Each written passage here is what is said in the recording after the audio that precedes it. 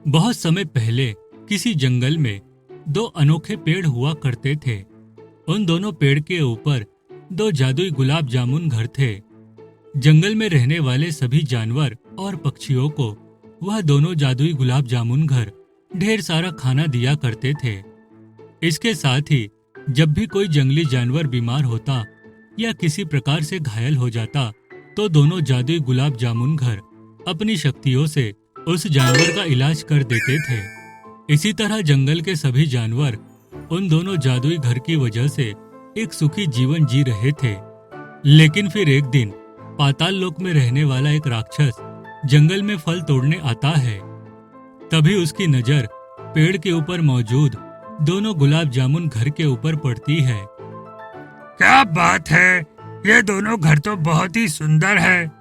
मेरी समझ में नहीं आ रहा कि इस जंगल में ये दोनों जादुई घर कहाँ से आ गए।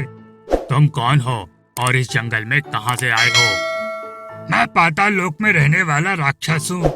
मुझे जंगल के फल खाने का बहुत शौक है, इसलिए मैं यहाँ फल तोड़ने आया हूँ। ठीक है, तुम फल तोड़कर यहाँ से चले जाओ। और हाँ, जंगल में किसी जंगली जानवर को परेशान मत करना, वरना तुम्हारा अंजाम बहुत बुरा होगा।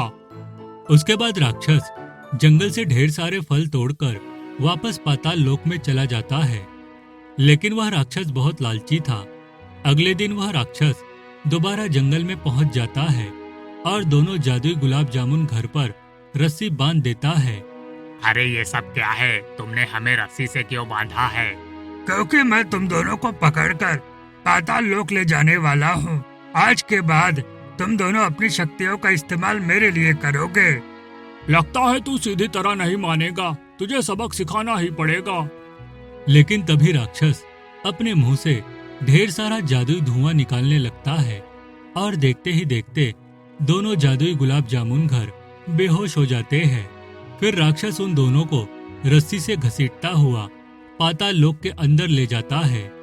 थोड़ी देर के बाद उन दोनों पेड़ के पास जंगल के जानवर आ जाते हैं।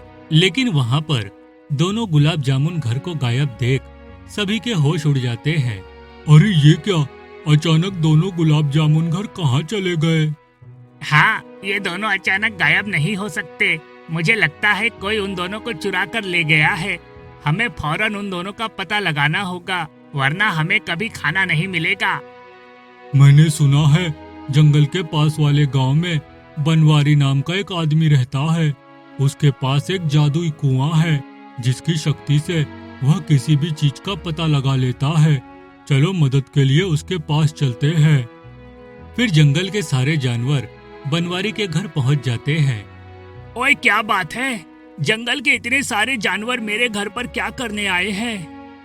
हमारे जंगल में हमें खाना देने वाले दो जादुई गुलाब जामुन घर मौजूद थे, लेकिन आज सुबह से ही वह दोनों घर गायब है।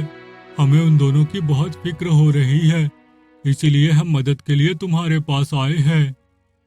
अच्छा तो ये बात है, ठहरो, मैं अभी जादुई कुएं के पास जाकर तुम्हारे दोनों गुलाब जामुन घर का पता लगाता हूँ। उसके बाद बनवारी अपने जादुई कुएं के पास पहुंच जाता है। फिर वह ढेर सारी रोटियां एक एक कर कुएं के अंदर डाल देता है। कुएं के अंदर रहने वाली एक जादुई मछली सारी रोटी खा लेती है और अगले ही पल हवा में उड़ते हुए कुएं से बाहर निकल आती है। ओए, जंगल में गुलाब जामुन से बने दो जादुई घर थे, लेकिन उन दोनों घरों को किसी ने गायब कर दिया है। मुझे बता जादुई मछली कि वे दोनों घर कहाँ है। बस फिर क्या था, बनवारी की इतना कहते ही वह जादुई मछली गोल गोल घूमने लगती है और देखते ही देखते वह एक विशाल टीवी के रूप में बदल जाती है। उसके बाद टीवी में राक्षस उन दोनों घरों के साथ दिखाई देने लगता है।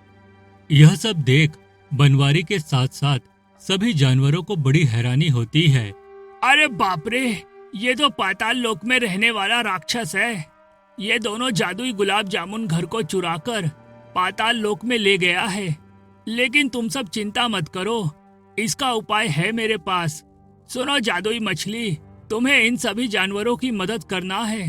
तुम पाताल लोक में जाकर उन दोनों जादुई गुलाब जामुन घर को आजाद कराकर ले आओ। उसके बाद मछली अपने आप को एक ड्रैगन के रूप में बदल देती है। फिर वह ड्रैगन पाताल लोक में जाकर राक्षस के घर के ऊपर आग फेंकने लगता है। यह देख राक्षस को बहुत गुस्सा आता है। उसके बाद वह अपने शरीर का आकार बड़ा करके ड्रैगन के साथ लड़ाई करने लगता है। राक्षस बहुत चालाक था। वह समझ जाता है कि यह कोई असली ड्रैगन नहीं है, बल्कि एक जादुई मछली ड्रैगन बनकर उसके साथ लड़ने आई है।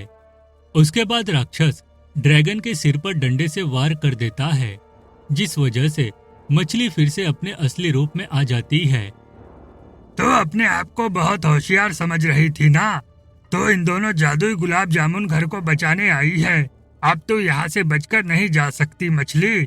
आज दोपहर को मैं आग में पकाकर तुझे खा जाऊंगा। हा हा हा हा हा हा। उसके बाद ड्रैगन मछली को रस्सी से बांधकर वह अपने घर के सामने फेंक देता है।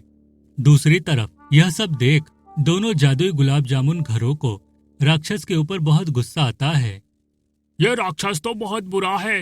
इसे सबक सिखाने के लिए हमें फौरन कुछ करना होगा, वरना ये हमेशा के लिए हम दोनों को यहाँ कैद कर लेगा।